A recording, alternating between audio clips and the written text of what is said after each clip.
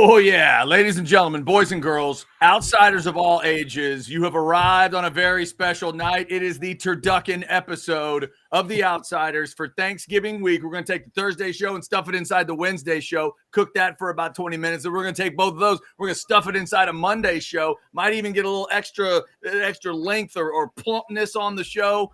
I didn't say that correctly. You almost went Lou Holtz there. We may go almost kind of this. We may go past 10 o'clock is what I'm trying to say. The show may get a little silly because it's the only one we have this week, Thanksgiving week. We're talking Texas football, and they have 10 victories. Billy Bob would say 10. Count of three, we got to give them all a 10. Or something. 10. I gave it 3. 10. 10. There it is. 10-1, the Longhorns. First time Steve Sarkisian has ever been the head coach for a team that won 10 ball games. Congrats for that, but he knows they are a long way from being done. Texas and Texas Tech. This week, we'll get you our picks on that. We'll get you the Bet US picks. We'll do all of that. Let's get you a couple of reminders as we get started. First off, you know The Outsiders is brought to you by a lot of great sponsors, including Coat in a Poncho shirt. That's right. PonchoOutdoors.com. Gentlemen, tonight I'm going with the poncho as kind of an overlay, if you will. Just a little, just like a layer. This is the Poncho and Snoopy. Remember the old Willie Nelson, Merle Haggard song? Yeah, Poncho and Snoopy. That's what we're doing tonight. They are comfy shirts. I have ordered a poncho shirt for somebody on my Christmas list. I'm not going to ruin it in case they're watching, but it has been ordered. PonchoOutdoors.com. Great quality that gear. Takes me out of the running for getting a poncho shirt from Chad. For all your people. What? If it's you, I'm not going to tell you. Yeah. Well, you let it out of the bag that they Ultimate might be watching. So. Oh, that's true. Well, I assume you sometimes watch. Sometimes I pay attention. That's good detective work. He's not watching when he's on the show. It is not Chance Mock. He is correct. The only gift that I want to give Chance Mock is this bad boy right here, the Buffalo Bills bowling pin, if the Longhorns make the playoff and they are at least one step closer. We'll talk about all that and the national stuff and all that. Your upper left tonight is Chance Mock. He is watching. He's watching closely. We're all watching a little Monday Night Football tonight. Chiefs leading the Eagles in the second half right now. The lower right tonight is, I guess, well, you know what? Since we only have one show this week, I probably should ask what everybody's drinking. Chance, you drinking anything special tonight? Tequilino, same thing as always. Tequilino and water because I don't know, it's keto or something, and a little splash of lime. So I'm being healthy as I partake in my frosty cold beverage. Nothing wrong with that. Lower right is Jason Dick. Jason, I'm almost scared to ask, but what are you drinking? It's nothing. It's nothing exciting. It's just a HEB sweetened Mandarin orange sparkling water. Yeah, that's it. Yeah, that's become your groove drink right there. I mean, this is what I drink when I'm not doing a bit, guys. So, if you're going to spring a what are you drinking Monday on me, I wasn't ready.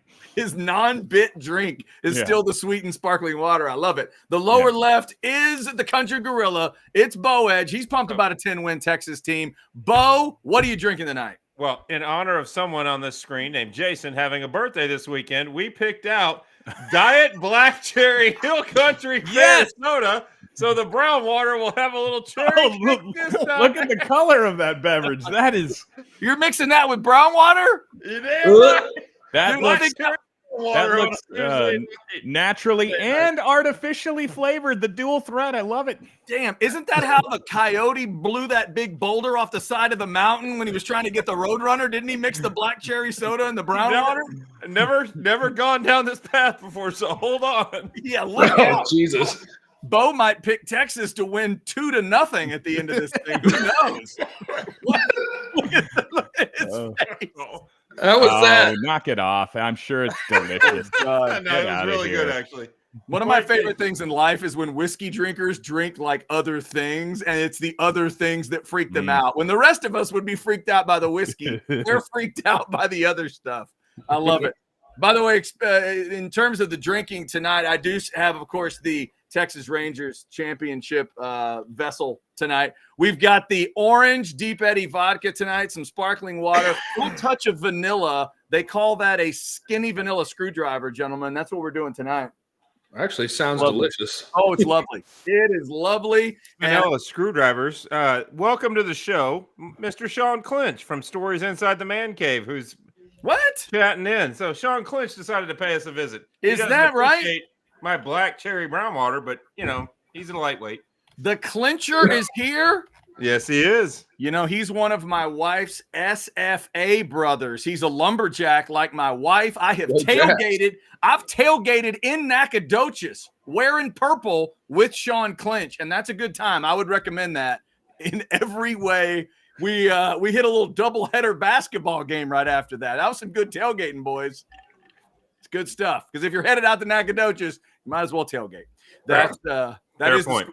I think that's the school motto. Anyway, the Outsiders cranked up on a Monday. Before we get started with football, let's tell you that tonight is officially the farewell show, the goodbye show for our man Chris Abbott. He will no longer be a regular member of the Outsiders. He was going to make a special appearance tonight, but he's already incredibly busy with all kinds of things. He's got family to deal with.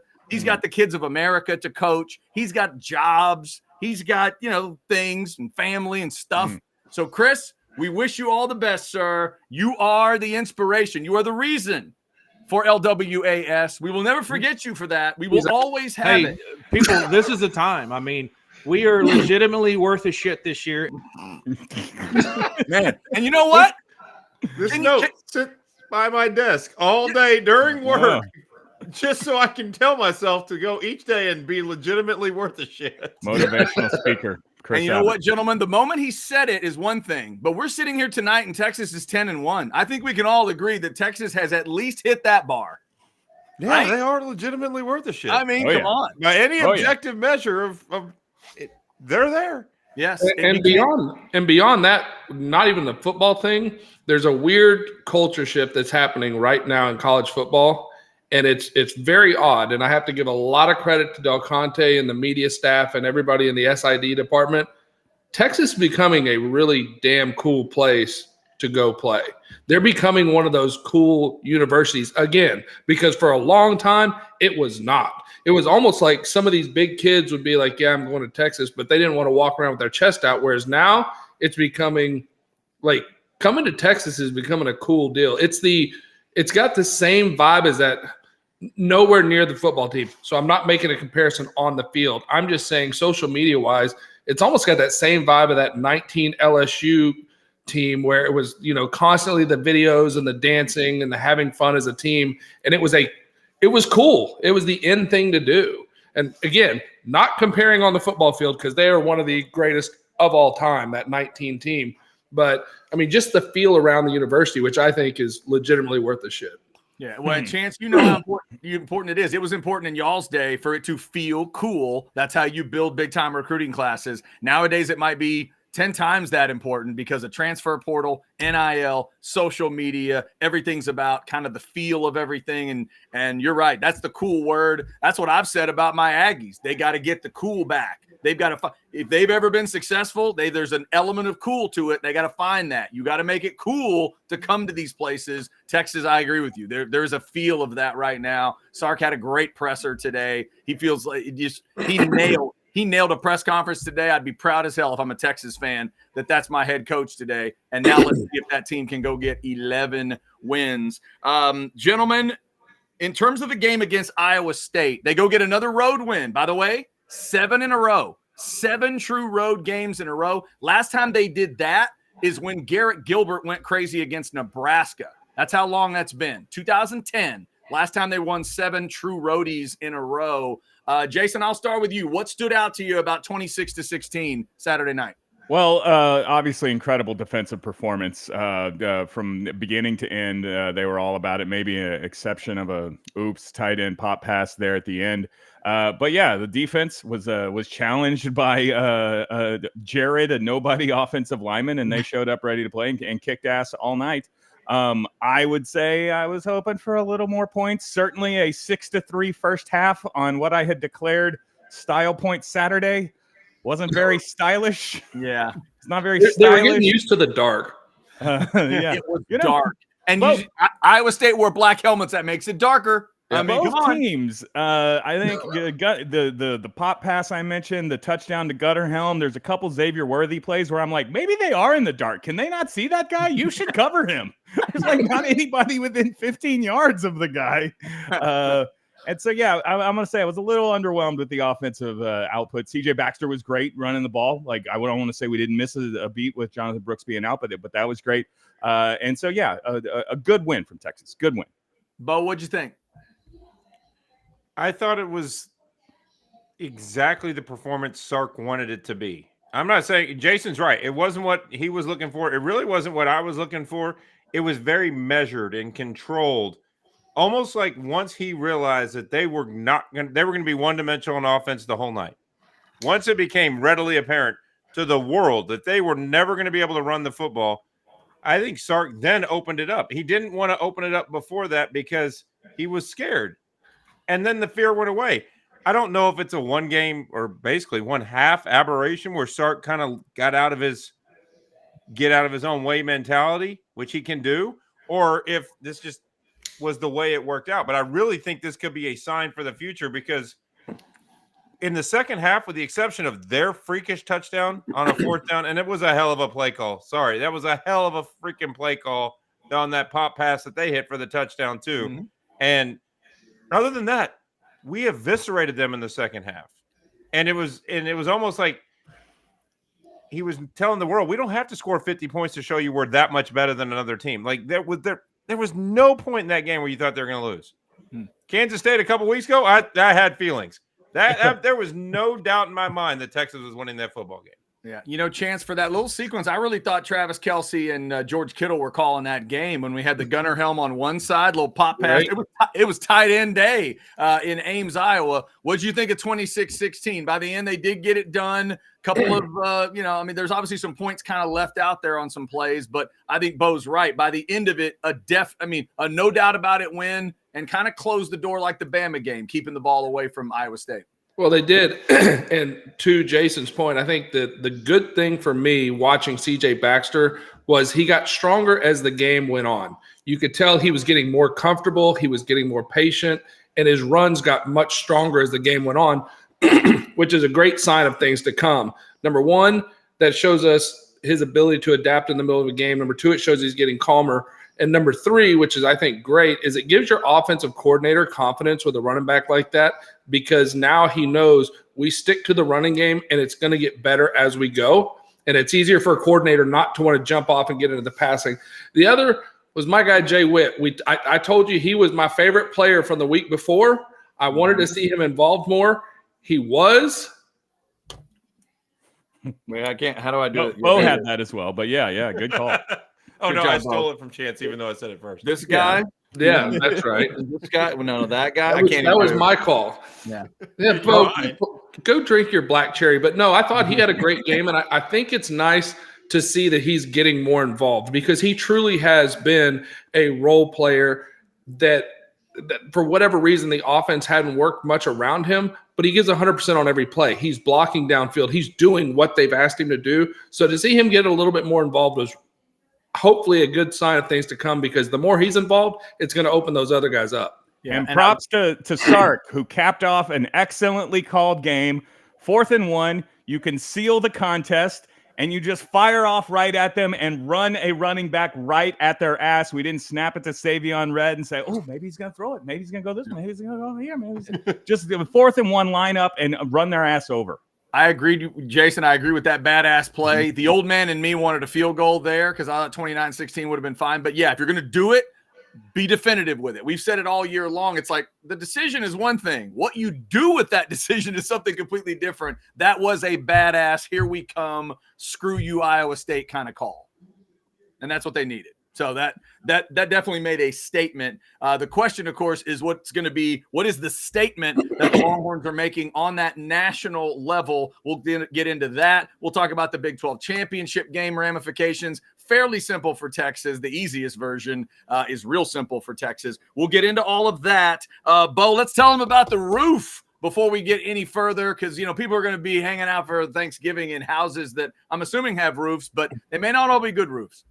Well, when you're having your family come in town or any time, you want your house to be protected. Rain, wind, all those things can affect your house. The biggest investment you have, your biggest asset is typically the house. Well, have the peace of mind. It's actually Prosperity Roof's motto is peace of mind. Have the peace of mind of knowing that the roof is secure, knowing that it has a long-term warranty, knowing that the people that put it on are local and support community events and are here in case something does go wrong.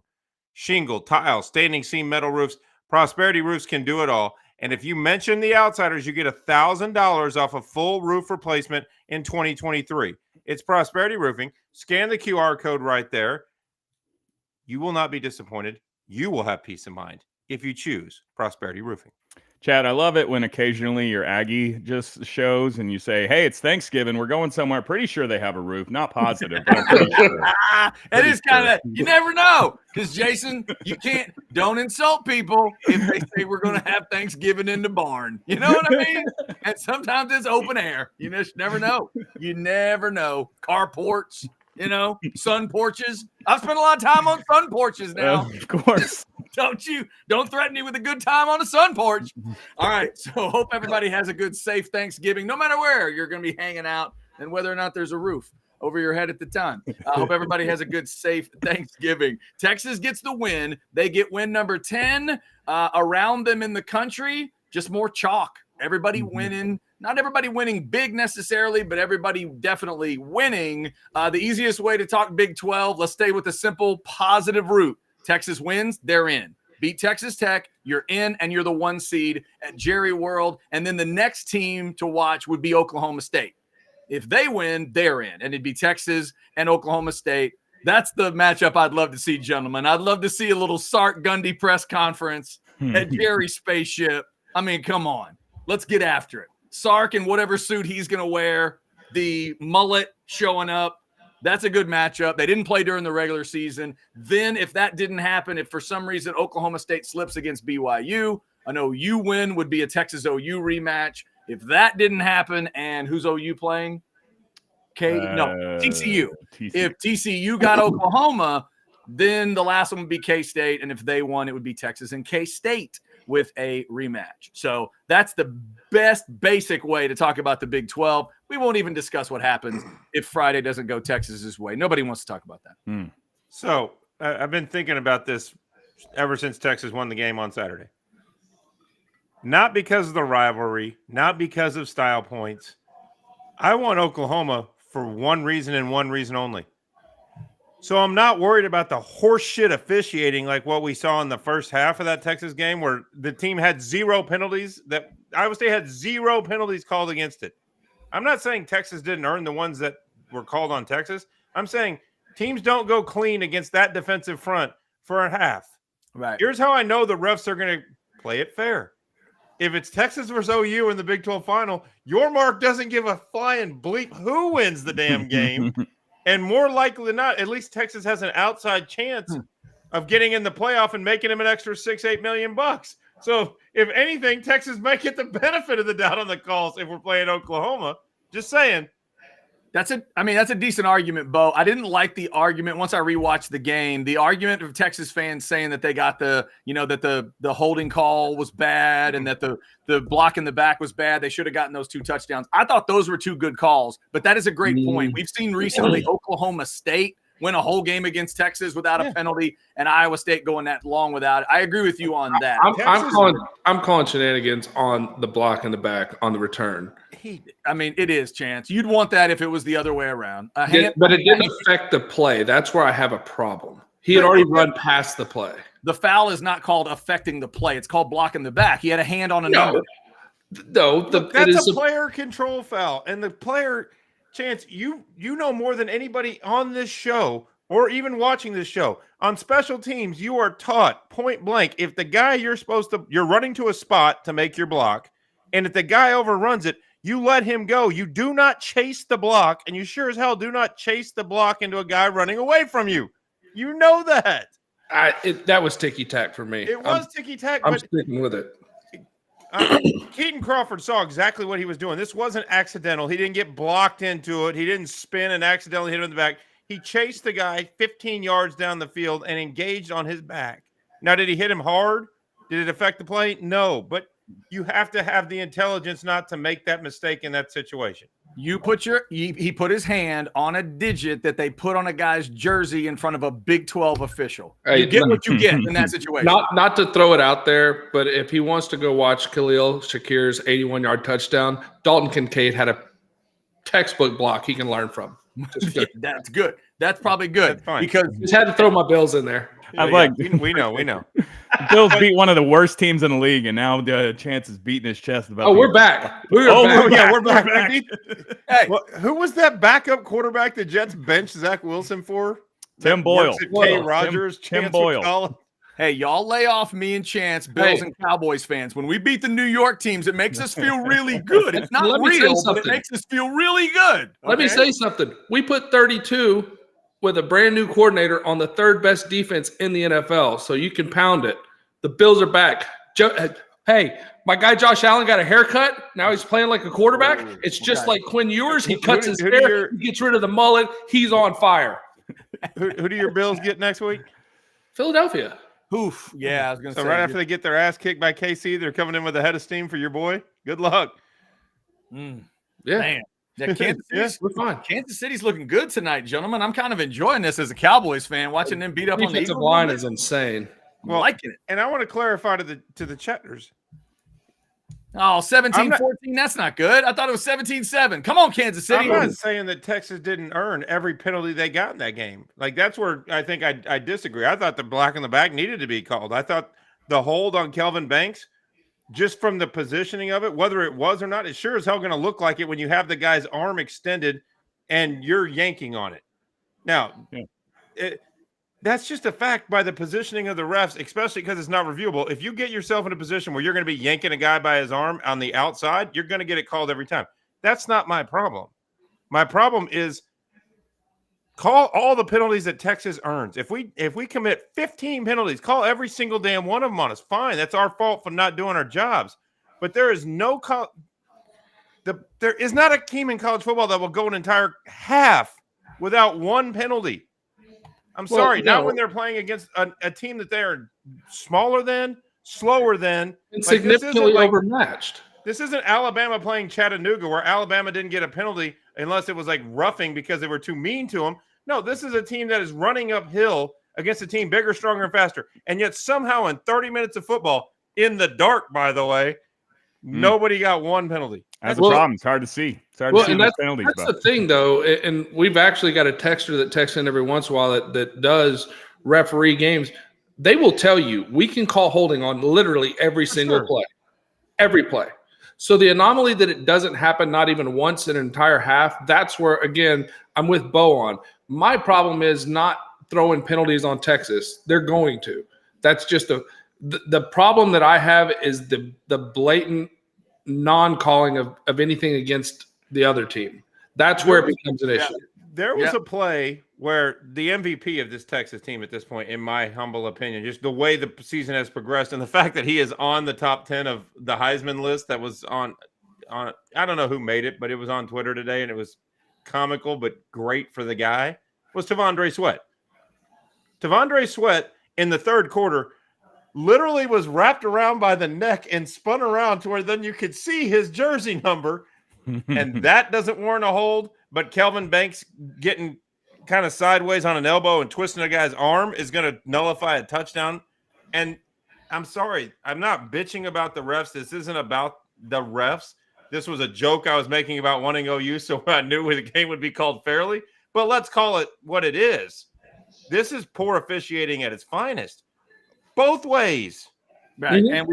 And we've seen it happen to Texas, even in Austin. So in a night game against Texas Tech, who knows? Texas has gotten through the minefield to this point. Now they got to get through it one more time. We've seen calls going. We haven't seen too many just insane calls this year go against Texas. And when you win by 10, it doesn't matter. When you win by, you just can't make it too close. Hopefully Texas doesn't make it too close with Texas Tech. And by the way, our man CB does remind us, just like Sark said today, your mark was in Ames and tells Sark he will be there Friday night. So this game that was talked about when your mark went to Lubbock and ran his mouth, he's going to be there. He's going to be in the press box. watching this game between Texas and Texas Tech, and we all know who he's rooting for.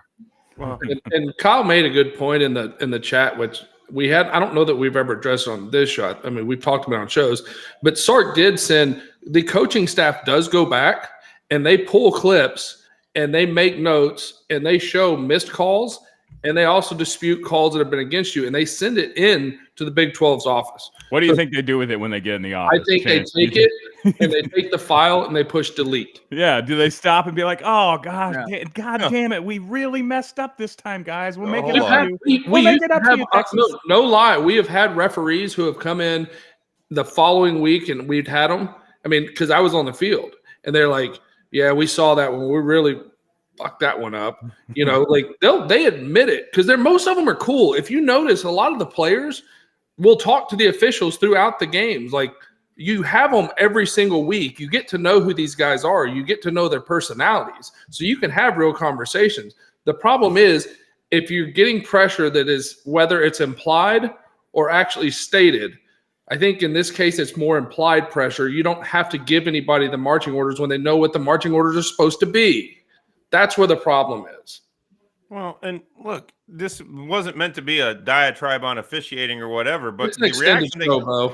what was that? It's an extended show. Yeah. Go, diatribe away. Go for it. He's going to go for make a an El refill. Ticoleño. Ooh, there's going to be 2 Ticoleños Wow. tonight.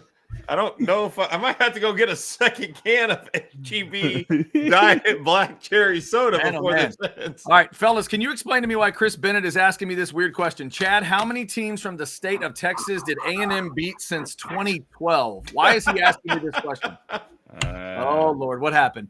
A&M This was your football. Aggies puffing their chest out to the world. They wanted everybody to know after their big win last weekend, they are 17-0 against this list of schools from inside the state of Texas. Hey, anytime you can beat Prairie View A&M 3 times, guys, all right? You know, it's hard to beat a team 3 straight times. 3-0 versus UTSA before they got trailer. 2-0 against SMU. 2-0 against Lamar. They beat up on Abilene Christian. They are 17-0 against the state of Texas. It's 2012. Whew, man. That's a great flex. Yeah. I'll see you guys next Thanksgiving, right? Here's the worst part of that flex, Chad. This is what I struggle with in the world of the Twitterverse or X or whatever. How do you put that out there and not think that within 5 minutes, somebody is going to rip that list up and you're going to be ratioed from one end of the wall to the other? Chance, I wish I could tell you. I always say, like, you know, Aggie's write most of the Aggie jokes they have throughout history, and sometimes they write them and they don't even realize. I have no idea why you would do What that. if it was a semi mistake? When I say semi, that somewhere someone in the building said, you know, we're 17-0 against schools in the state of Texas since 2012, and then And the response is simple. Somebody's like, "Yeah, right," but we play nobody in the state. We play But, the little but, guys if, in you, the but state. if you weren't following the program, what if there's somebody that's in the media organization that's 24 years old? It's the Chance. That's the. I'm trying to give you. I'm trying to help. It's the football account. Like, okay, look, the ring that Mac Brown had made up for the state champion Texas Longhorns thinks that's stupid.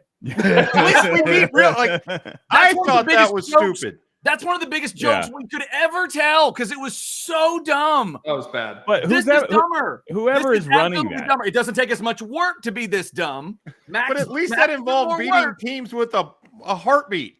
Yeah, They're barely. literally flexing Barely. over beating Division II schools 7 years ago. I understand. It's terrible. No, it's terrible. But whoever is running that account, they do not stop and consider for a second. Is there a smart person out there who's actually going to break this down? No, they're just firing up their base. Okay, not to turn things political, but you see it from all sides of the aisle is somebody just will say something that is just completely absent of facts, and everybody goes, "Fuck yeah!"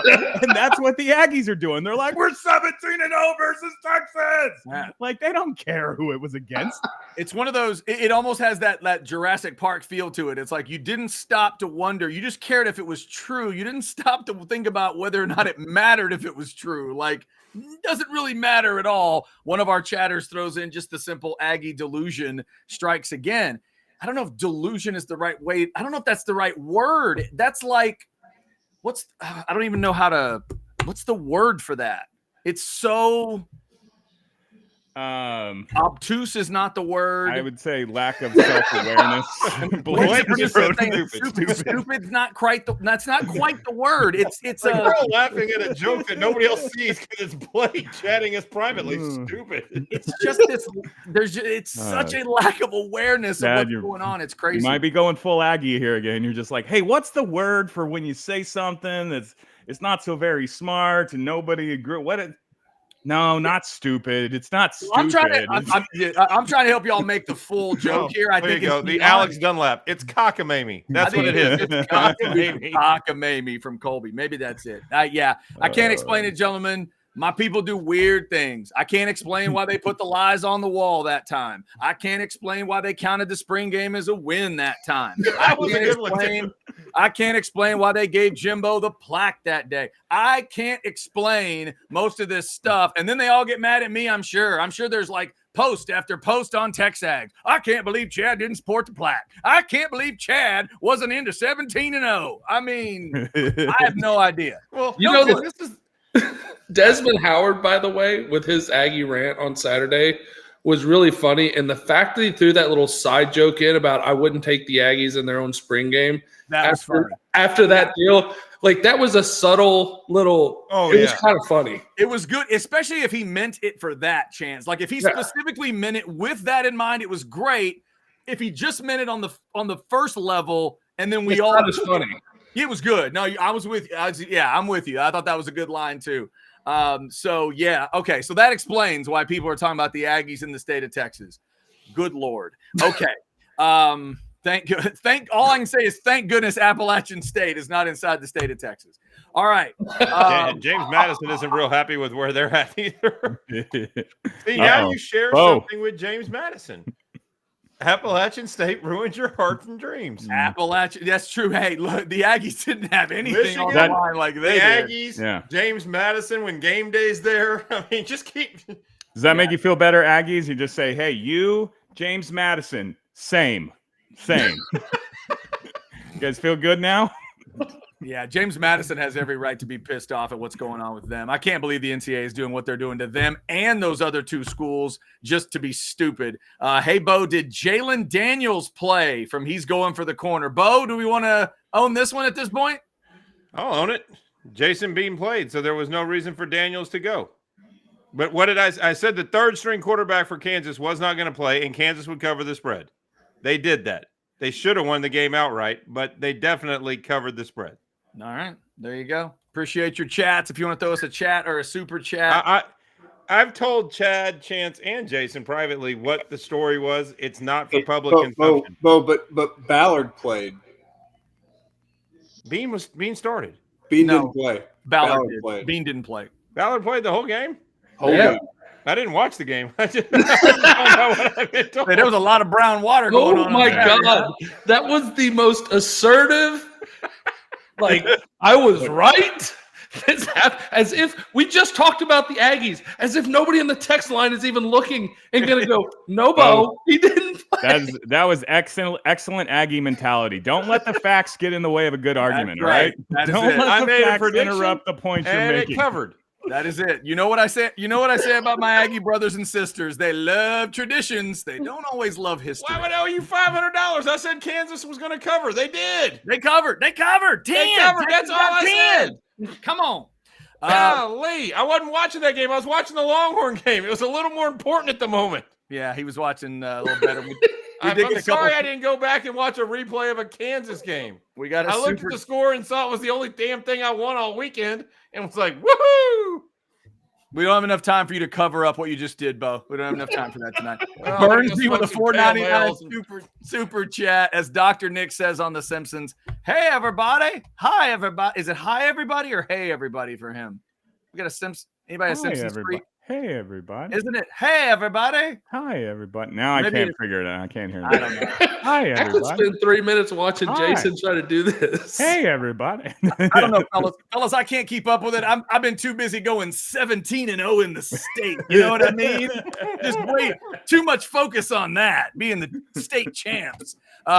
Super chat 199. Pathetic from the Aggies. Delusion at its finest. I think that might be a delusion. It certainly is stupid from what you guys said earlier, but maybe the delusion is probably the best part. I will never understand the brags that Aggies want to come up with, but sometimes I guess it's all you have. All right, so let us know if you have anything on the chat tonight. We are rolling through on a Monday show. We will let you know a little bit about Last Stand. But first, Bo, why don't we tell them about Prodigy Mortgage tonight as we head towards Thanksgiving? 100%, Chad. Here's the thing. We're moving into a season where real estate is not as hot. People move a lot more in the spring and summer, a lot less in the winter. So now's the time to figure out what you can afford. Scan the QR code. It'll take you right to the application page for Prodigy Mortgage. Then Thad and his team, you can call them 281-772-6786. But more importantly, they'll call you once you've filled out that application, whether it's a VA, a conventional, an FHA, new construction loan. If you need a bank statement loan to buy an investment property, they can get the deal done. They're willing to work harder than anybody else in the mortgage game. Here's the thing. Get pre-qualified, scan the code, get your app submitted. They'll get in contact with you. Prodigy Mortgage, know your numbers, get it done. All right, we roll on with the Outsiders tonight, Texas and Texas Tech. Remember, it's another night game. This is back to 6:30. Thank God it's not another 11 a.m. kick on Black Friday. 6:30 on Black Friday. We'll get the watch-along going at 6:15. And Longhorn fans, one of your favorite teams, Oregon State, will be playing. Not my The Ukuleles will be trying to knock the Ducks This is off. their week. I mean, probably not, but Texas wants it to be their week. Texas definitely wants it to be. We're all their ukuleles this week. I am not. I have abandoned them. Okay. When Guys, get to my picks, you're going to see a motivating factor for all of them, and it's the same one that was last week. It was all things good for Texas. Screw money. What helps Texas? I'm taking that. There you go. What helps the Longhorns out? And remember, Longhorn fans, in case you're watching the Hall of Helmets this week, we got Texas and Texas Tech. Y'all see the Texas Tech helmet, the cute little Texas Tech helmet right there? Y'all see the little adorable Texas Tech helmet right there? Yeah. If Texas handles their business, they don't need help. But if you guys need help, I got your friends right here. We got BYU. We got Iowa State. And right up here, we got little TCU, little cute TCU. One of those three, actually two of those three are going to need to help you out. Do you have like a Honey, I Shrunk the Kids machine to shrink a regular helmet? Or did you find not just a Tech helmet, but a Tech and a TCU helmet? Yeah. Oh, yeah. No, I got the whole Power 5 and the little bitty ones because they're cheaper because I'm a cheap ass. I just didn't take the time to buy the Texas Tech bigger helmet because why would I? Why would I do that? I'm not doing that. Come on. Let's be serious. I got all the SEC helmets. I'm ready for the real runs through Lubbock, Chad. You have to have the helmet where the Big 12 runs through. I know exactly. That is what's happening. So hopefully Texas handles their business this week, fellas. At the national level, what's the thing? Give me the path in for Texas. If they keep going after what you're seeing, what's the path? What does Texas need to have happen in these next couple weeks to get them in? Bo's going Gators. Got to have Florida State lose? Is that it? If Florida beats Florida State, there's one out of the race. Then it gets the mathematics get a lot smoother if Florida State's out. Because if Florida State goes undefeated, there's no justification. And all the pundits are going to say, well, without Jordan Travis, it's a different team. And if they win 3 games without Jordan Travis, including over Louisville and Florida, and while those aren't super ranked great teams, they're big enough names, and it's a 3-game stretch with the quarterback out, they're in. So the easiest way for Texas to get into the playoff, assuming they run the table, is for Florida or Louisville or whoever they play. Like, I'm not assuming it's Louisville because Louisville looked like crap this weekend too. But if Florida in not a rivalry game, but a state game that matters and not for the 17-0s, this is for a real record, like something that counts in the standings. Yeah. If Florida wins the game, Texas is on a much cleaner path. Would y'all also agree that this is the time Texas fans can stop rooting for Alabama, that they need to lose?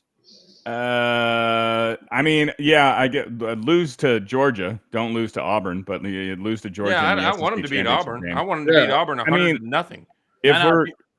If we're just writing our own fan fiction here, then Oregon State would beat Oregon on Saturday, and then Oregon will beat Washington in the Pac-12 championship. I think that would be the real cheat code for you. But honestly, I'm kind of bummed, guys, because I don't know. If you look at the top 8 this week, the teams that played nobodies kicked their ass, with the exception of Texas and I guess Michigan. And the teams that played good teams won close games but handled their business. The 26-16, we all said that we were satisfied in a good win, but on a national scale, nobody's really talking about that. And so, can you?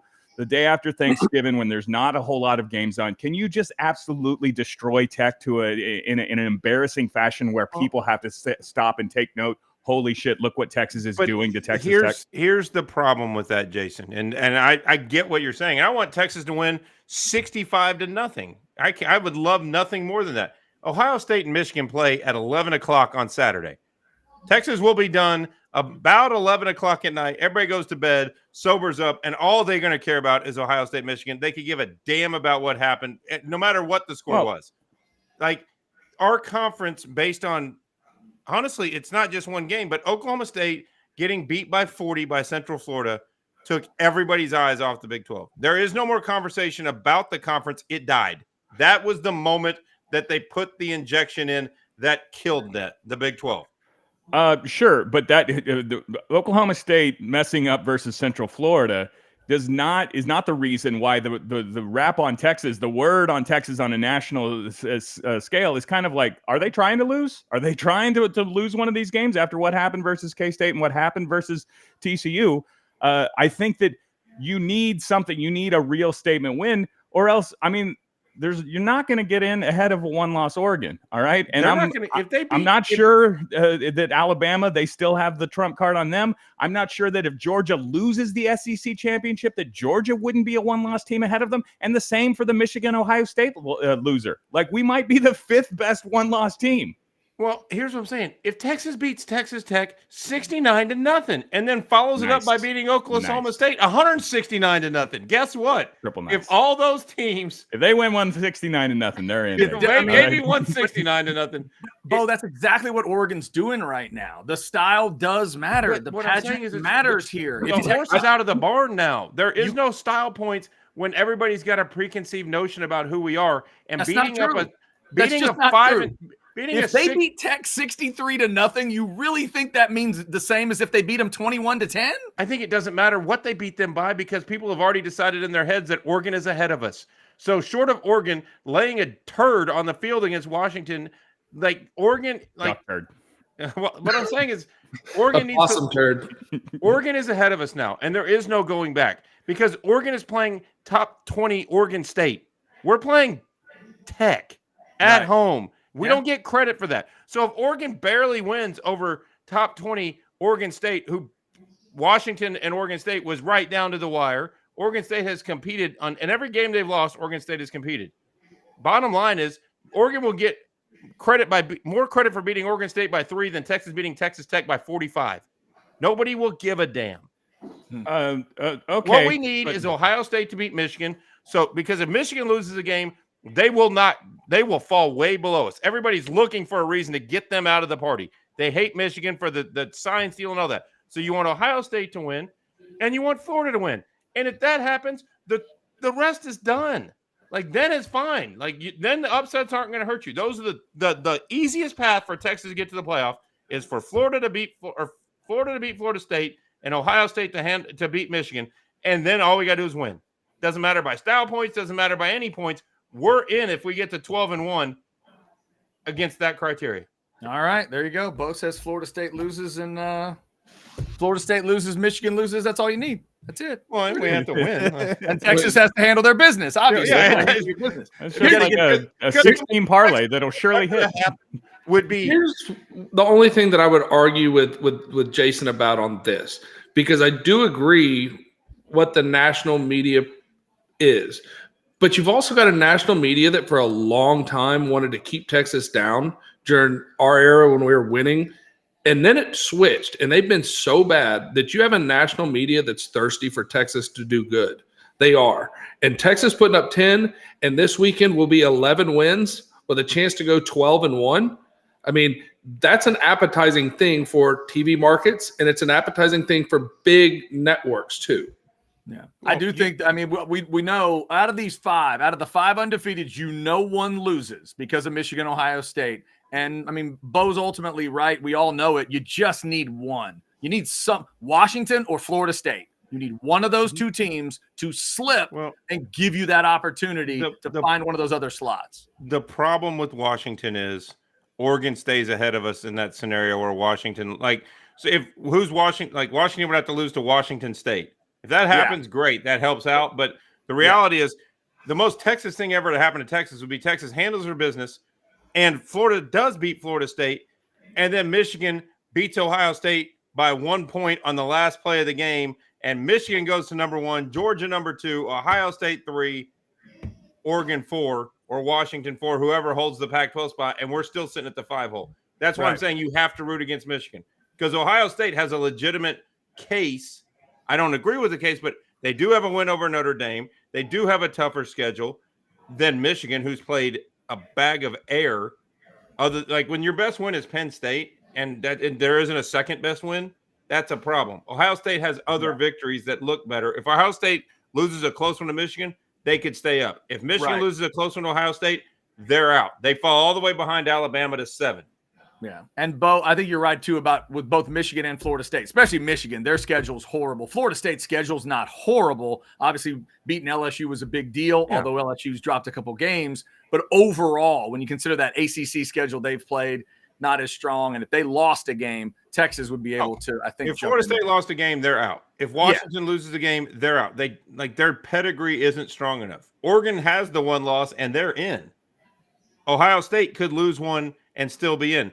Normally, I would say Michigan could lose one and still be in, but I think there's too much animus. Like there are plenty of people sitting in that CFB room that would have no greater joy than putting Michigan at like 10 just to give them the middle finger on national TV. It wouldn't matter if they were the best. It wouldn't matter if there was no controversy. Their schedule won't allow that.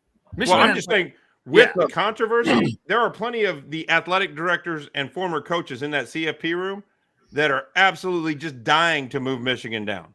Just give us a reason. But I don't think it's the best reason to do it. I don't think they have to. If they get beat by Ohio State, I think their schedule and then the one really true big game they have, they get beat. I think it automatically blows them out of the water and they're done. Well, that's what I'm saying. I don't think that. I mean, I'm just saying, take emotion out of it. I don't think. I just think their schedule warrants them being done. I'm saying if you're on the whiteboard, there's a variety of reasons why Michigan is out. And what I'm saying is Ohio State doesn't have those reasons. People don't have that animus towards Ohio State right now. Ohio State did at least beat Notre Dame when they were a good team, even though it was 10 players. But that was a marquee game on national TV that people watched. And people, irrelevant of what Notre Dame becomes, people still remember that moment. For whatever reason, they can't remember that we beat Alabama in that type of fashion by 10 at their house. And now people have completely fucking forgotten that happened. It's like, on a neutral field, Alabama wins by 74 now. Jalen Milroe is now a Heisman candidate. When we faced him, he was getting benched. It wasn't that long ago. It wasn't 2009. This was 2 months ago. Trust me, gentlemen, you can get yourself to November and you've beaten Alabama, and for some reason it doesn't feel near as important as it did when you did it. I've been through that on a much lower level, but it's a weird feeling about, wait a minute, does that not matter? Yeah, but for Texas this year, it should specifically matter in a certain situation, and maybe it will, Maybe it won't, because this committee can always change its mind. We've got a super chat coming in here, $4.99 from He's Going for the Corner. Tech is a common opponent with Oregon, 1-8. See, that's another thing. When you go that far back, is that what we're going to do? We're going to go that far back and say Oregon only beat Tech by 8 points? No, because this committee is going to then say, no, the eyeball test tells us that Oregon is the greatest thing in the history of the fucking universe.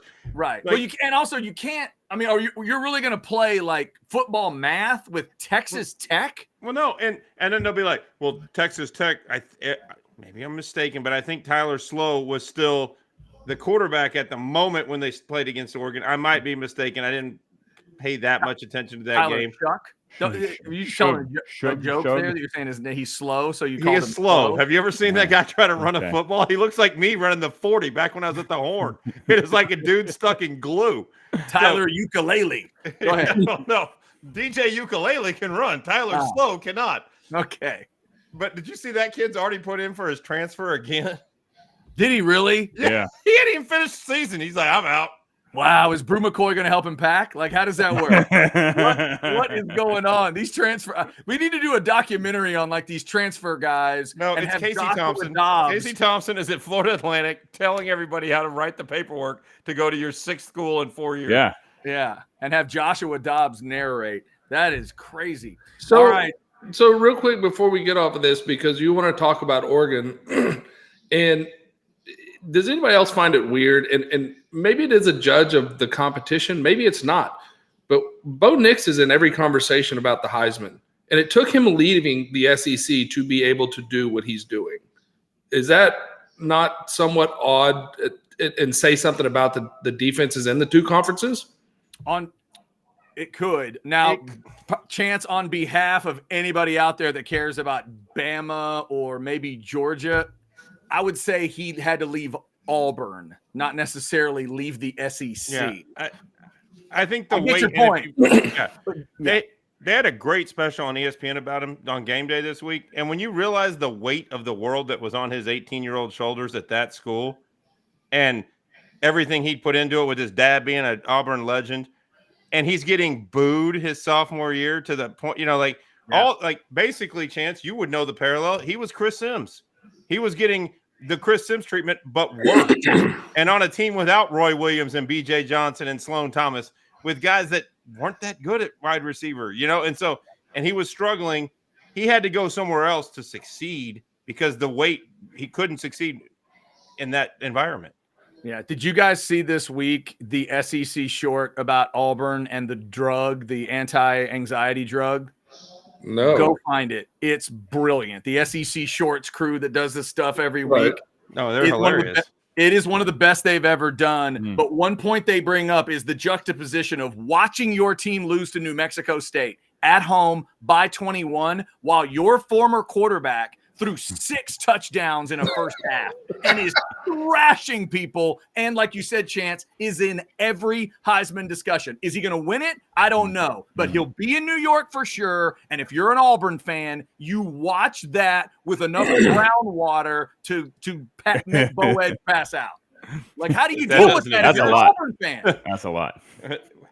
Well, ask Oklahoma how they felt when they were losing 49-0 and their quarterback was racking up Heisman over with Lincoln and USC.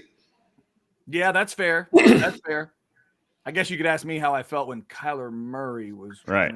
Yeah. Anyway, Ohio State and Joe Burrow. This happens. I guess Ohio State never got down, but yeah. Well, yeah, an old other issue. It does happen though. And Burrow wasn't starting. I mean, he wasn't like entrenched at Ohio State. Like Nix was the starter and was basically pulled and had to go elsewhere. Burrow just hadn't gotten his chance to go yet because, well, let's be real. Ohio State's had some pretty good college quarterbacks rolling through there for a little while. That's true. They have. All right. Quinn Ewers, baby. Quinn Ewers. Yeah, that's right. That's right. The best one to ever come out of Ohio State is Quintavious Ewers. Remember, if you're a little freaked out right now that it's 9:55, we're going a little longer tonight because we only have one show. One show before Thanksgiving. It's the turducken. We're stuffing everything inside one show. We've got the Bet US picks coming up. We've got our picks on Texas coming up. Bo, let's tell them a little bit about Last Stand. You see the logo in the upper right. the True Fans brand. Last Stand is the folks that bring us all the great interviews that we have on the show, even the ones that we plan and don't have. They're all brought to you by Last Stand. They are. And code Outsiders10 right there. Scan the QR code and use Outsiders10 as your promo, and you get 10% off your whole order. I went Christmas shopping this week. Got my, well, I don't think she's listening, but let's just say I got some. They have other things than UT. They have other colleges. They have Rice. They have Texas Tech. They have Oklahoma State. They have a variety of other schools in addition to the entire Texas array.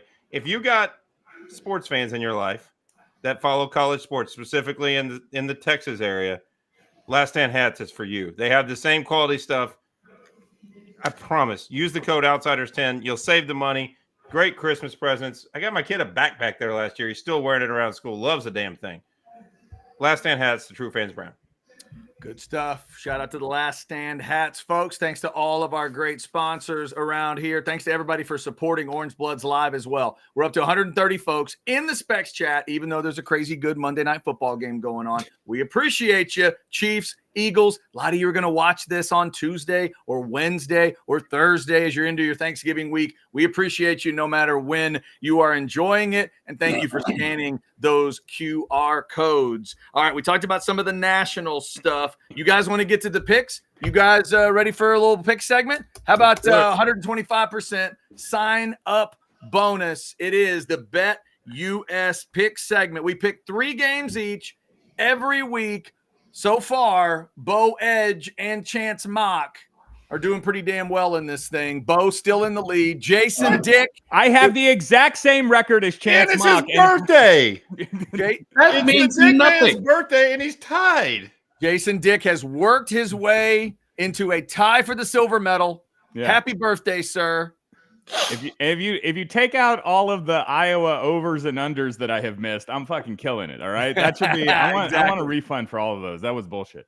Exactly. We'll see if anybody wants to go after I an want a Iowa refund game. from Missouri. And I want a refund from the first Iowa game where they called back the punt return. I want a refund on all those. That's brutal. That is brutal. All right, Jason Dick, let's let you start again. Give me pick number 1 for this week. Very important game, I think. Is this happening on Friday? Oregon is minus 13.5, hosting Oregon State. As Bo said, we are all fans of DJ Ukulele this week. I'm glad to see that Bo is going full Homer juice with his picks, and that's how we're going to catch his ass, Chance. I got to take the Ducks minus 13.5. I hope, I pray that I miss it by a full 2 touchdowns. Honestly, Oregon, I think I would pick them against everybody in the country except for Alabama and I guess Georgia. Oregon's really good, and Bo Nix is good. Don't give them a Heisman, but they're going to be good, and I think they will win the Pac-12. So I'm going to take Oregon and lay the 13.5. Wow. Okay. And they are at home for the last Civil War, maybe, of our lives in college football. All right, Bo Edge, give me your first pick. Jason's just wrong. It's your birthday. Congratulations. Happy birthday 2 days in advance. Thank you. DJ Ungalele or Ukulele or whatever the hell we're going to call him. I can't say his name, but I don't need to say his name. I'm just going to watch him run over that weak-ass Duck defense. If Tech can stay within 8, then Oregon State, who's a good football team, can stay within 13.5. I'm not saying Oregon State's going to win. It'd be a hell of a day if it did. I don't think they will, but I do think Oregon State covers the 13.5. Jason, I would like to point out that black cherry soda mixed with the brown water almost made him pronounce his last name correctly. That's as close as he's ever come. Yeah, it's way closer. Hey, if we go to midnight, I might have it all the way. DJ Ukulele. Oui, Angale. Oui, Angale. Now I can That is fantastic. All right, Chance Mock, what's pick number 1? My pick number 1 is I'm going to go against everything that has been Bo and Jason Dick. I let the line get down to 26.5 for the over-under. Oh, my God. It dropped to 26.5. So this week, the Cornhuskers and the Hawkeyes are going north of 26.5 points. I believe the children are going to be happy. Even the guys with the corn stalks on, they can score. Just we can do this. I believe. There it is. Since you went there, Chance, my first pick. No, they're not. The Nebraska Cornhuskers just got into their 20th one-score game in 3 years. They're 3-17 in those games. They always play low-scoring, boring games. Do you actually think that the Nebraska Cornhuskers are going to score on that Iowa defense? Hell no, they're not. I'm taking under 26.5.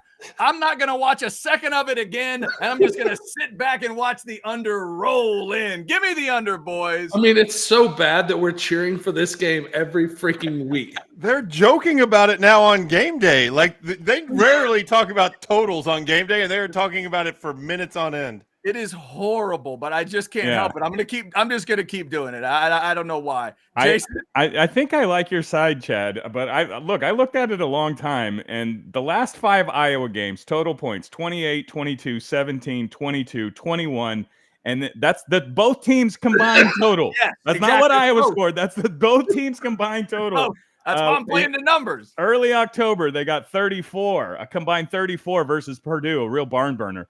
And I was like, I want to go under again, but I know as soon as I do, they're just gonna, Yeah. So you're going over. I'm not picking that game. I'm out. All right. Yeah. I've learned my lesson. I've sworn off Iowa over unders. I don't want to. Well, let's talk again next year. Okay. Maybe I will have matured by then. But no, give me the game of the week, Saturday morning, 11 a.m. kick. Ohio State is at Michigan. The Buckeyes are getting 3.5 points.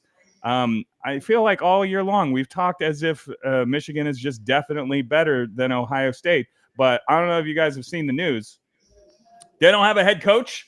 Now, some people might say Harbaugh not being on the sideline might be an asset for the Wolverines. But it seems to me like having a head coach there is an important thing. I'm getting 3.5 points with the Buckeyes, a game that's probably a toss-up. I'm going to take Ohio State plus 3.5. At least the interim coach didn't cry this time. Bo, what's your second pick? See, I have my little list here. I was going to take Iowa over, but I had to scratch it off. I can't keep going down the Iowa rabbit hole. It's hurting my numbers. Next on the list, chances Missouri Tigers are playing a really bad Arkansas team that has nothing to play for, and Missouri does still have things to play for. They squeaked one out last week. I don't think it's a squeaker this week. Missouri minus 7.5. Missouri wins by two touchdowns plus. You know, guys, they say that's a rivalry game. What would I have to pay you to go watch Missouri play Arkansas live? How much money? Chance? $500. 500. Bo? 500 seems fair. 500. Jason, would you go? I'm not going to be outlandish. I mean, you give me $500 to go watch a football game. Yeah, that'll at least pay for. That'll probably. As long as you cover the travel and the beers. If not, then I'm going to end up spending $500 on beer, so that's a really bad idea. Yeah, you'll go watch Iowa and Nebraska if I pay for travel and beer? Yeah, get me there. I will do it for less than these guys for sure. Wait, where is it? The pictures of him in Wisconsin with, Oh. Don't forget, he just knocks on random people's doors that says "Fine men come in, free beer." That's not exactly what it said, but I will do that. I've been known to. That is great. All right, Chance Mock, pick number 2. My pick number 2, I'm going to go. I'm not going to get too much into it because Jason already hit on most of the high points. Part of this is me just wanting Ohio State to win. The other part, I think Michigan is a paper tiger. I think they look good on paper. I think they have a nice running game. I think McCarthy's a good quarterback. Their defense plays stout. I don't think they're an elite level football team, and I think Ohio State wins. So I'm with Jason on this one, or that way.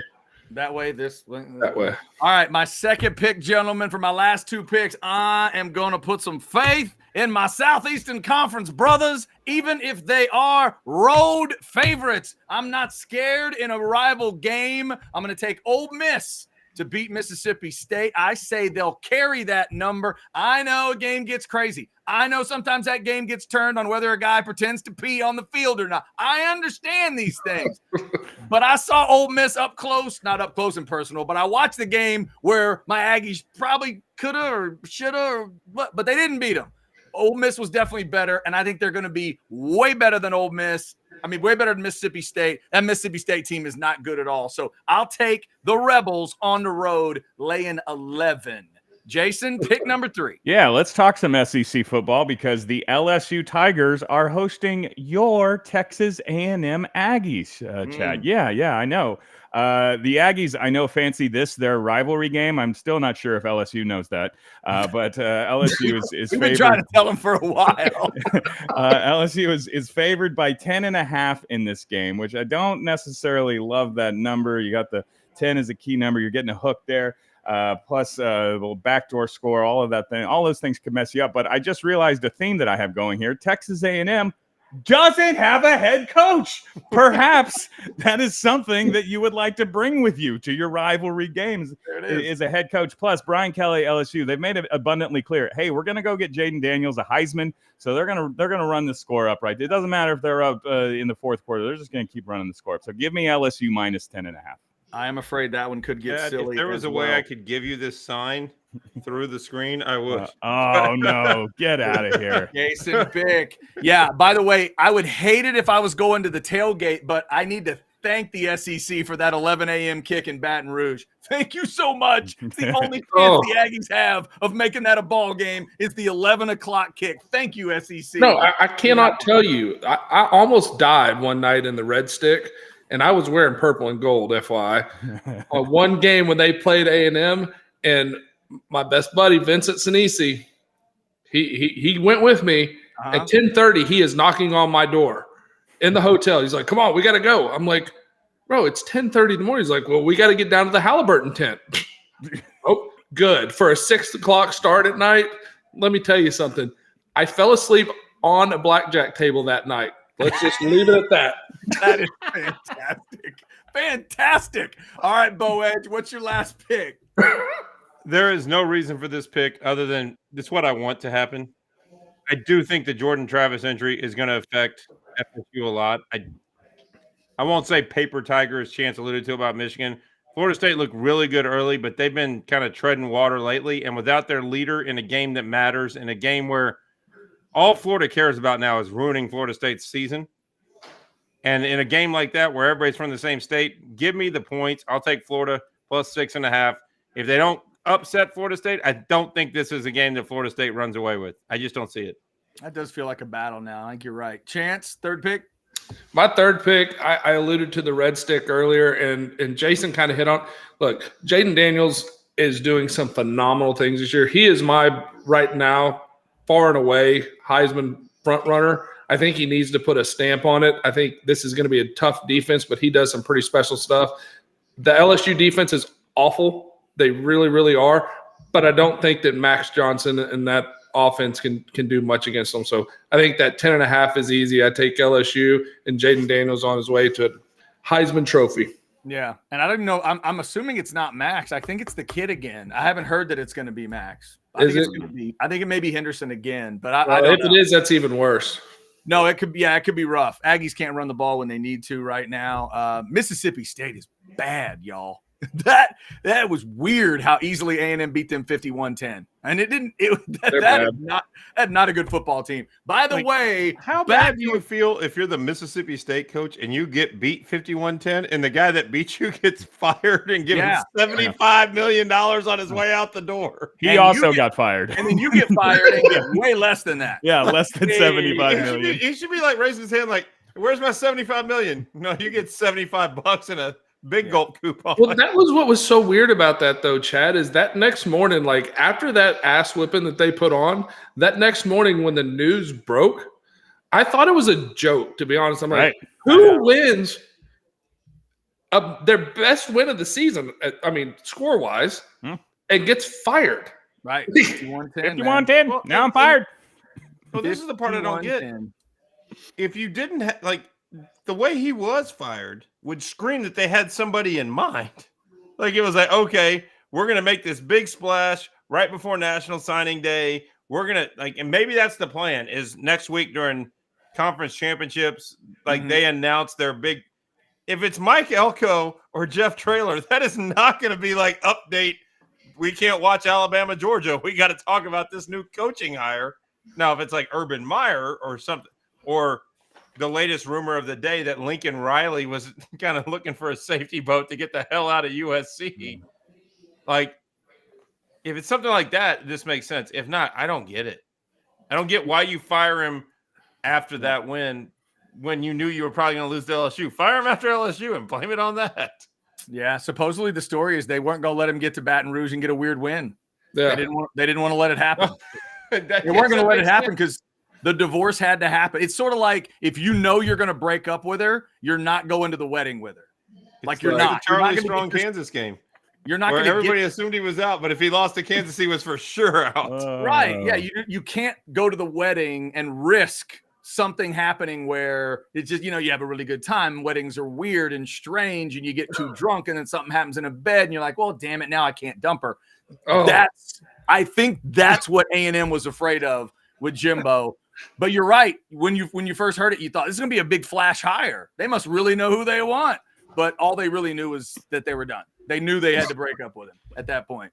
So A&M and LSU, that 11 a.m. kick is the one of the big games. Well, not one of the big games. One of the games of the weekend. That is a Saturday morning. Right about the time Ohio State and Michigan are going is also A&M and LSU. All right, let's get everybody's picks up there. I think we've gotten to everybody now. Yeah. Didn't we? No, we didn't get my last pick. There it is. We'll throw it in there. I'm taking Bama. I'm going to lay those points, not just because Auburn lost to New Mexico State. Both those teams are just going in two completely different directions. I'll trust Alabama to win that one. I think they could stumble and be sluggish and win by 17 or 20. So I'll take Bama and lay those points. Blake, the super producer, you and I are now tied with a ghost. Chris Abbott and the ghost can no longer get wins. The ghost is stuck at 15. You and I have both caught the ghost. Do you believe we can pass the ghost this week? We already got him by a half a game, Chad. I'm taking that extra tie and calling it half a win.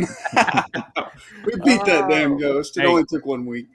Chance, do you see? Oh, excuse me, Chad. You see the number under Chance's name and the number under my name? I do. Those exactly are the same. Okay, so when you explain that this whole thing is a two-man race between Bo and Chance, I know he's the quarterback and I'm just a jackass joke maker, but we're the same, man. Same. I'm sorry. You're absolutely right. No, you are absolutely right. 18 and 18 is 18 and 18. You guys are creeping up on Bo Edge. I know he's scared. Actually, he's not. He's going full homer on his Have you met me, Chad? Right? No, have you Bo met is me, not Chad? scared at all. Bo is not scared. Out of nowhere, for no reason at all, Bo sent all of us a text this evening, and all it said was like, yeah, y'all suck and I'm great. Like, that was it. Okay. There wasn't any nuance to it. There wasn't like a picture. There wasn't a GIF. It was just like, man, I'm great and y'all aren't. If y'all I didn't even say I was great. I just said there's only one of us that's above 500, you freaking losers. Oh, my God. It was horrible. I felt like I needed some therapy there. By the way, it looks like 2-minute warning. Eagles are up 4 on the Chiefs. Patrick Mahomes trying to bring the Chiefs back. Our man Blake, the super producer, is watching it closely because he's a Chiefs fan. And I'm a Chiefs fan tonight, and Jason's a Chiefs fan tonight because we're Cowboys fans. So we would love for that to happen. Bo, do you care who wins this game tonight? No. Chance, since you're a Bills fan, do you want the Eagles to win, or what do you do? Yes, I do. I want the Eagles to win tonight. Absolutely. Okay. That's what I figured. Go Chiefs. Yeah. Shut your ass. I'm in a mood. All right. Yeah, you're in a hopped up on black cherry brown water bullshit. I'm so jealous. Moon mist. So jealous, Bo. I don't know about y'all, but I've just been salivating ever since I saw the words black cherry on that can. Because when I was a kid, that's like fine. I was fine drinking when I was a kid. The big K black cherry and the Czech black cherry back in the day. That's high level right there. That's good stuff. Love it. Black cherry soda over ice. That's fine. It's fine what I dining got right there. now. Just with the splash of Woodford Reserve. It's diet black cherry from the Hill Country Fair. I am not so regular. That was a big splash, I would imagine. Yeah, he's doing the diet version. So that's well, it was an ode to Jason on his birthday. I bought him Razor went with me to the store and he picked out the diet black cherry to give to Jason as a birthday present. But then I decided to drink it. Oh, we're down to 5 already, and at the very most. So that's not. Actually, my daughter took 2 of them. Oh no! Yeah, Bo is doing the skinny black cherry brown water. All right, Bo, let's tell them about the pests. We are the pests that they want, the outsiders. Let's talk about the pests they don't want. Magna Pest Solutions. You don't want pests in your house. Period. Point blank. I don't care if I'm wrong all the time. That's one thing I will not be wrong about. Nobody wants roaches and ants and spiders and beetles and all that crap around their house, especially around the holidays when you have family coming in town. The weather is changing. It gets rainy and then not rainy and then hot and then cold. You don't want the bugs in your house. $39 a month, you won't have bugs in your house. Magna will put you on their premium pest program and they will cover all of it. It's that simple. Scan the QR code, mention the outsiders, and get 10% off for life. Think about that. Sign up for the monthly service, get 10% off every single time they charge your card. Now, there's other things they can take care of too. Rodents, wildlife, anything you have during these seasons. If it's creepy and crawly, they take care of it. They're local. They're great. It's Magna Pest. All right, kids, let's throw this out first off. Our man CB, have a happy Thanksgiving, everyone. Absolutely. Wherever you are headed, whether you're staying put, going to see family, they're coming to see you, friends, family, football, food. Enjoy all of it this week. Of course, the Cowboys are going to be playing on Thanksgiving, as always. That Lions game is no joke this year for the first time in a while. The Dan Campbells are, 8-2? Facing the Packers on Thanksgiving, and the night game is nice. San Francisco and Seattle in the night game for first place out west. So that's all good. Plus an Egg Bowl if you want the college game, all the stuff Friday, Saturday with all the big matchups. And, of course, Texas is a Friday 6:30 kick with Texas and Texas Tech. Last time, gentlemen, show of hands, who's sad that the Longhorns are never going to play Texas Tech again? Any show of Wait, what? What? Well, see, Chance Mock's going to be sad. Chance is going to be sad. Bo, you're sad too? I never had an issue with Tech. Like, if they, of all the teams in the Big 12, Tech's the one that I wish we could have kept something going with because it's fun. Like, Yeah. Tech fans, other than the 1 day that we're playing Texas Tech, Tech fans are fun people. Like, they're great people. I know a lot of people that went there. That 1 week, like maybe the week of the game, they get real annoying because then we're going to beat you. And like, even though it doesn't happen very often, but Tech is fun. Like, I like having, like, Tech, there's nothing wrong with Texas Tech. Oklahoma, fuck off. A&M, Okay, but if that's true, then their number's not going to change. They only have one phone on that whole damn campus. Call them up and make it a non-con every year then. Why would you? If anything has been proven true, there is no need for any non-con anymore. That's the reason that Texas went to the SEC. We have enough marquee games at home. We can get 3 powder puffs. That's the SEC way. The SEC plays themselves, and yeah. Look, the way Tech is trending, they could be powder puff soon. Well, come 2030, maybe Tech will be on the schedule to go. A&M Corpus Christi, Tech, and then we can move on with our day. And gentlemen, you've now learned the new SEC way. You hook enough bad Texas teams together, then you just brag you're 17-0. We'll just beat you 17 times and claim the same thing. Come on. We'll beat A&M 17 years in a row, and then we'll claim 17-0. Damn. That's going bold, Bo. By the way, funny little stat. You were just going over the games this weekend, and I think this is a fantastic stat that I heard today for the first time, shockingly. Do you realize this is the best start for Dan Campbell, the guy that I think should be y'all's next head coach? Mm-hmm. This is the best start for the Lions since 1962. I saw that. John F. Kennedy was still alive the last time the Detroit Lions started this hot. That's your guy. I'm telling you right now, that's your guy. It's a good point. Why would he leave? For the money. If you can double your salary, you wouldn't leave? Well, he froze because he point sucked. No, he's got a Super Bowl contending team. You think he's leaving in December? If they want Dan Campbell, they're gonna have to wait until February to get him. You know what? If you get him to commit to a number behind the scenes, I'm not arguing. I'm not saying your point's wrong. I'm just saying if Dan Campbell and everything he preaches, if he left that Lions team after spending everything building it and building the culture and doing all that, if he left them high and dry in week 14, he wouldn't do that, though. No, That's not who he is. That's why he's a good dude.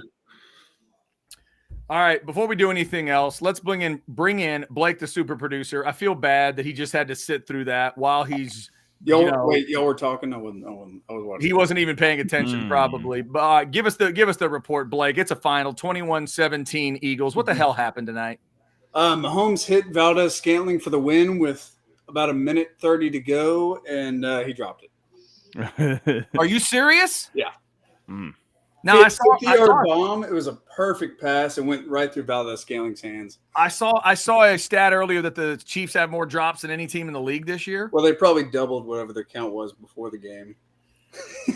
Golly. That doesn't work real well. Jason, double check me here as a Cowboys fan. Does it work well if you play the Eagles and then you don't cover all your bases and you mess up the details? Does that work usually? No, like when your quarterback has a free 2 points and he just steps out of bounds at the 1 yard line.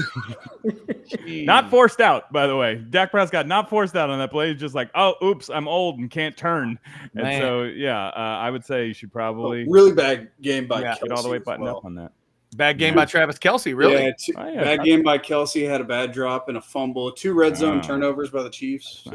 You know what everybody's going to talk about now, right? You're going to try to stop that Eras tour. That's what you're going to try to do.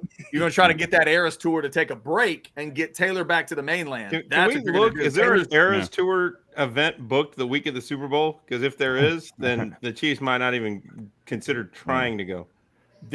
She's in South America now, and I think there's Europe coming. And what I think she's rolling till she's at the game right now, right? No, she's not there. She's not there. Oh, she's in Brazil right now. Okay. She's playing South American shows. My kid is telling me every day what the surprise songs are. She's in Rio and Buenos Aires right now. Blake, how does it feel that your team, all of your wide receivers are guys that other teams in the league literally threw away? We're just like, well, I can't have Kadarius Toney anymore. Get away from me, Marquez Valdez-Scantling. Even you guys threw McCole Hardman away and then recycled I had to get him back because Sky Moore turned out to be trash. I only dropped a couple in that first opening weekend.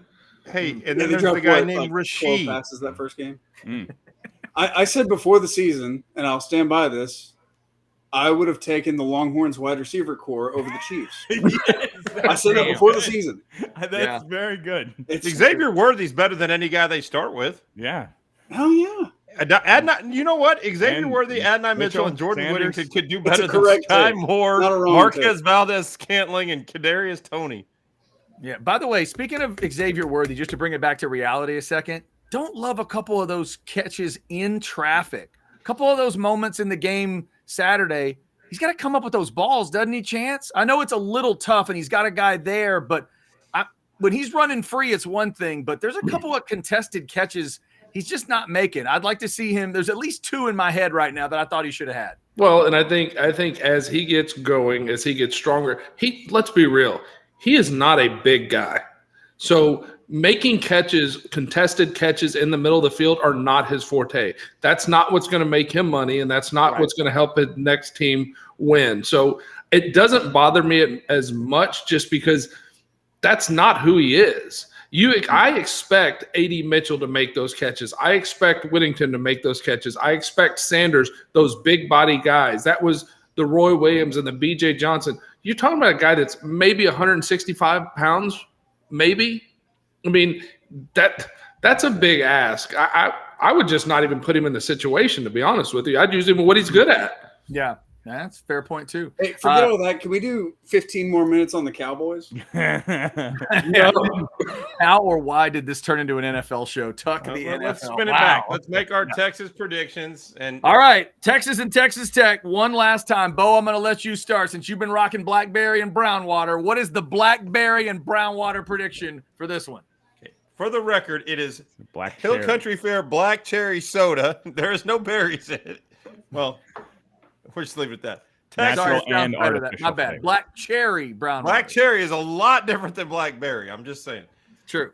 48 Texas, 23 Texas Tech, and it's not even that close. The Tech gets at least 1, if not 2 scores late when Sark opens the floodgates and let all the freshmen play. Like, screw it, guys. We beat the shit out of these guys. Hey, your Mark up in the booth.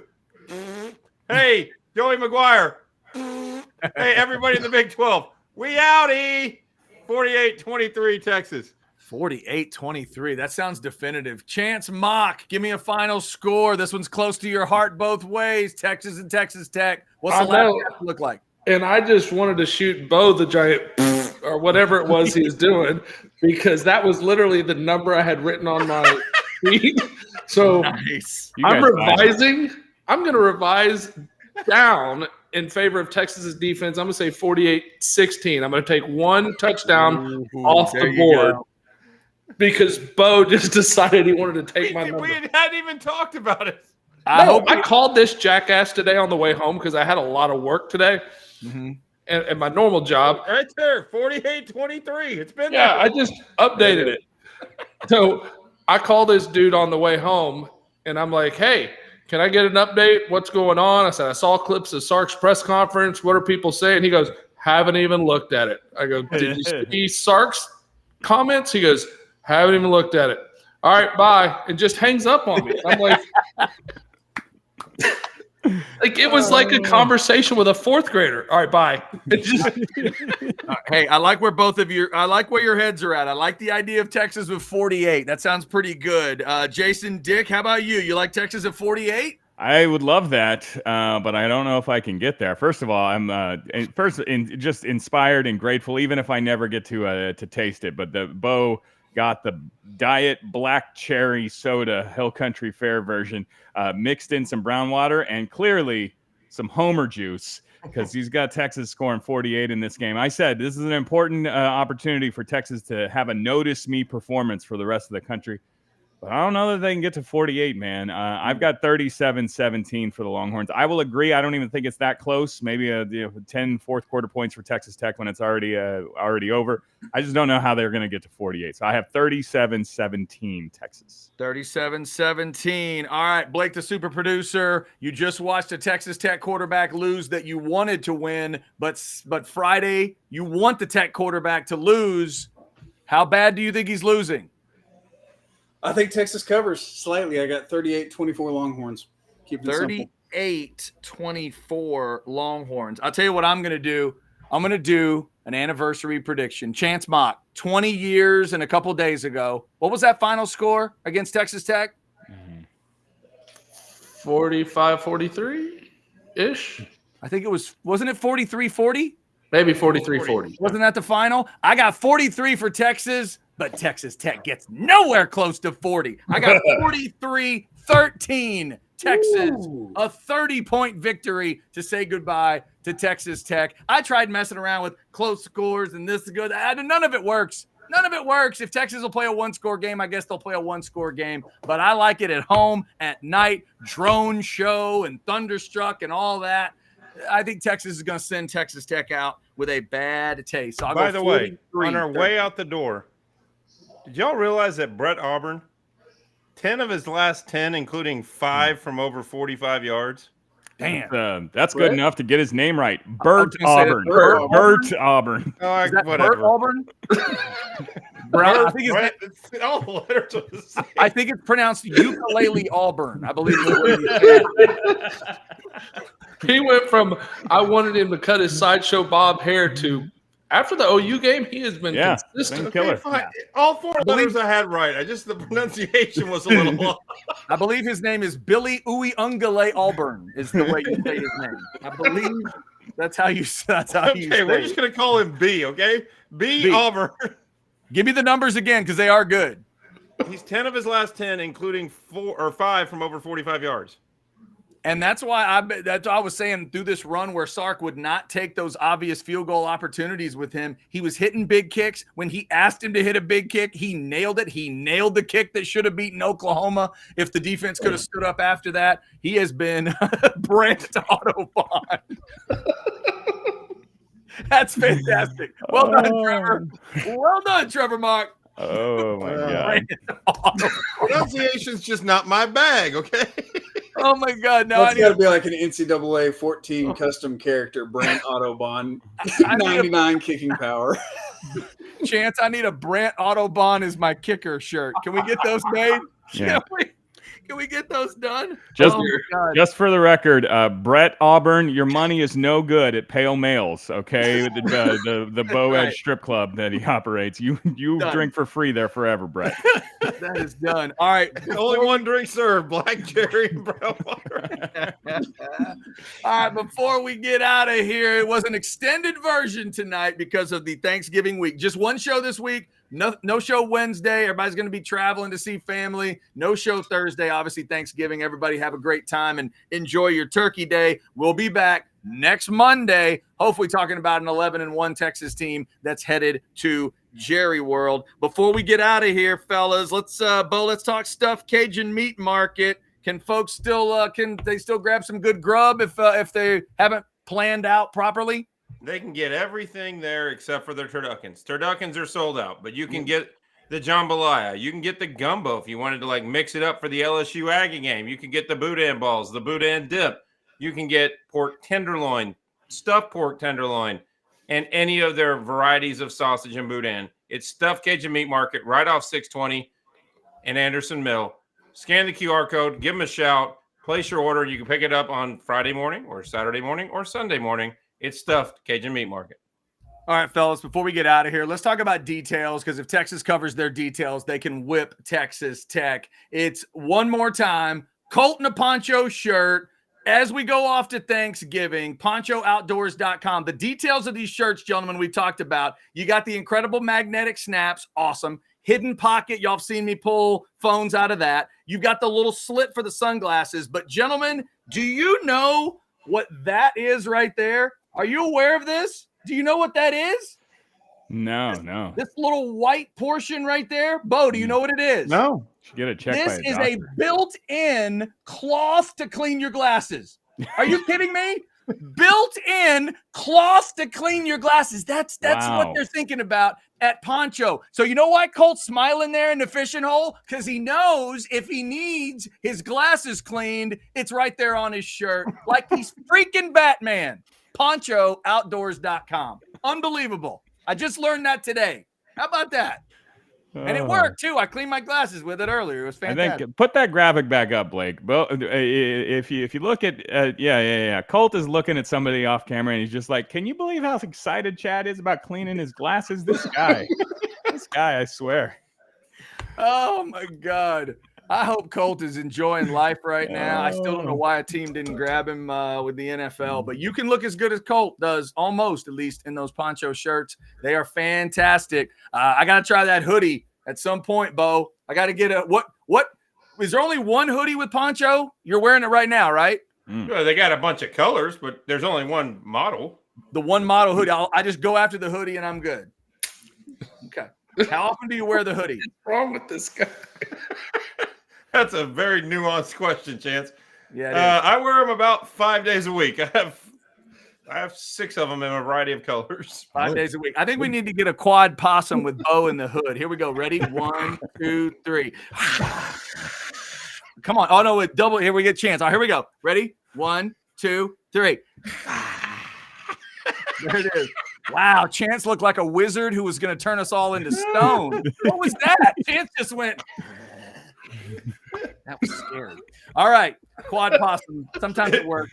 Sometimes That it doesn't. noise, everybody, was us going completely off the rails. That was the train leaving the track completely, and now we're in the gravel heading towards civilization. And as some of our chatters say on the 12 to 3 show, I think it's adorable. You think we have rails. What rails? What rails are you speaking of? I have no idea what you're talking about. All right, that'll do it. Thanks to Blake, the super producer, for hanging with us this long. His Chiefs lost tonight.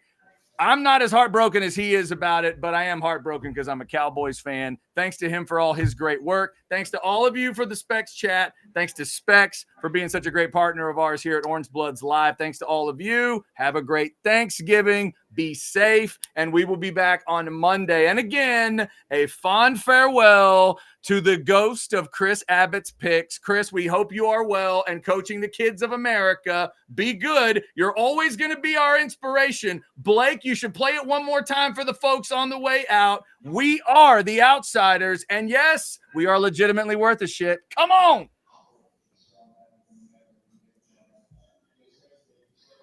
Hey, people, this is the time. I mean, we are legitimately worth a shit this year.